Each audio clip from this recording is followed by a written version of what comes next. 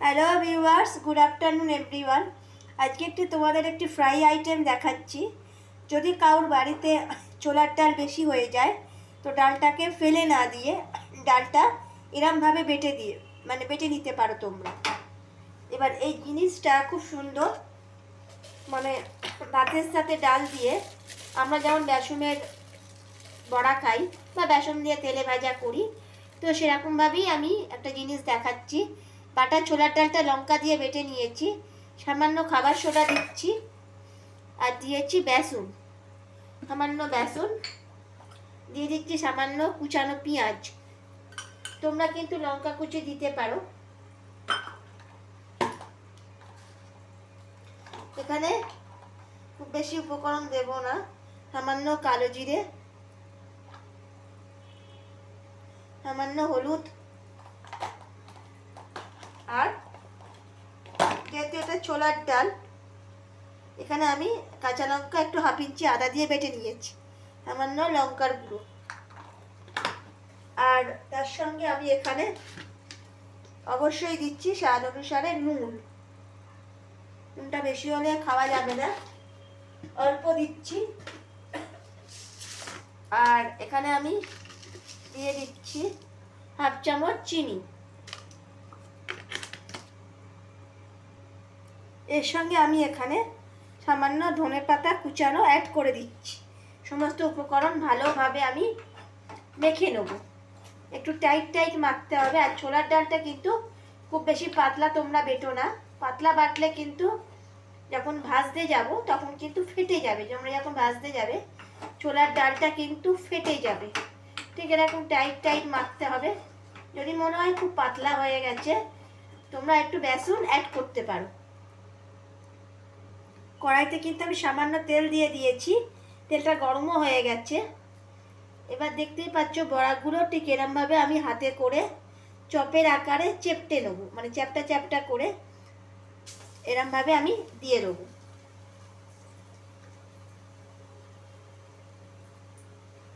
গ্যাসের ফ্লেমটা একটু সামান্য হাই করলাম, এরমভাবে দিয়ে দেবো। এক পিঠটা ভাজা হয়ে গেলেই আমি অপর পিঠটা আমি উল্টে দেবো। সাইজটা তোমরা খুব ছোট বা খুব বেশি বড় করবে না, আমি এখানে মিডিয়াম সাইজ করছি, তাতে খেতেও ভালো লাগবে।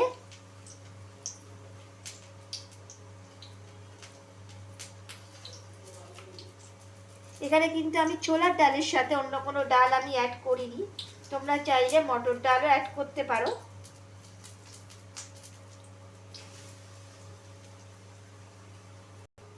আচ্ছা, এক পিঠটা ভাজা হয়ে গেছে, আর এক পিঠটা আমি খুব সুন্দর করে উল্টে দিয়েছি। দু পিঠটা একটু ব্রাউন করে ভেজে নিতে হবে। তোমাদের এখানে দেখিয়ে দিচ্ছি, যখন তোমরা বড়াগুলো করবে বড়াগুলো কিন্তু খুব মিহি করে বাটবে না, যাতে ছোলার ডাল দু একটা দেখা যায়, ঠিক সেইভাবে বাটতে হবে। মানে ডাল বড়া যেরকম আমরা খাই ঠিক সেই টাইপের তোমরা বাটবে। এতে কিন্তু মানে যখন খাবে তখন একটা ক্রিস্পি ভাব থাকবে ডালের মধ্যে, মানে জিনিসটা দেখতেও খুব সুন্দর হবে।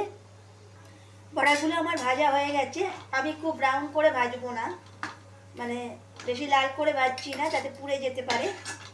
এবার আমি একটা প্লেটে, এই দেখো একটা প্লেটে আমি তুলে নিয়েছি, আর বাকি যে ডালটা আছে সেই ডালটা আমি এরকম চ্যাপটা করে বসিয়ে দিচ্ছি। বাকি ডালগুলো যেটা আছে চ্যাপটা করে আমি বসিয়ে দিচ্ছি, তাহলে ভেঙে যাতে না যায়।